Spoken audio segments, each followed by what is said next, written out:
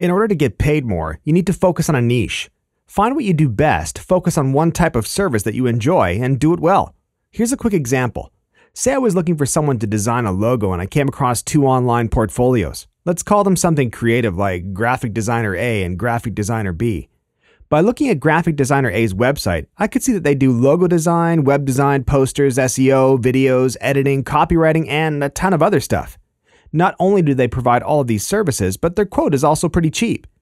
Now, I traveled to Graphic Designer B's portfolio. Their website is minimal, but to the point, and I could see that they only focus on designing logos. They also have a page explaining their logo design process.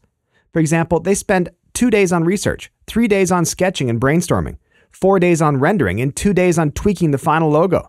They also have a blog on their site where all they talk about is logo design. By reading their blog, I can clearly see that they know what they're doing. After receiving a quote back from Designer 2, I find that their pricing is twice as much as Darth Vader's, Designer 1's quote. But you know what? If it's for the benefit of my business, I would rather go with Designer 2. I would rather spend that little bit extra with the peace of mind that my logo will be designed with some real expertise. This is the same with your freelance business.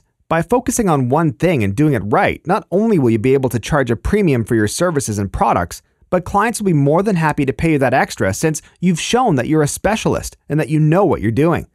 So what I'm trying to say here is, instead of being a jack of all trades, you need to be a jack of one trade.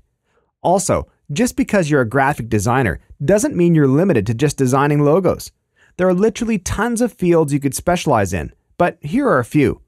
Product and packaging design, designing for the music industry, magazine and publication design, business card design, environmental design such as wayfinding, interactive design, ebook design, and the list goes on. Also, just because a service isn't listed on your portfolio doesn't mean that you have to avoid it.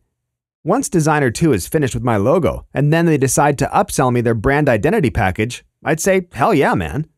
The point is, once you're finished with the main project, you can always upsell your other services, and if you've treated your clients with respect, they'll more than likely say yes.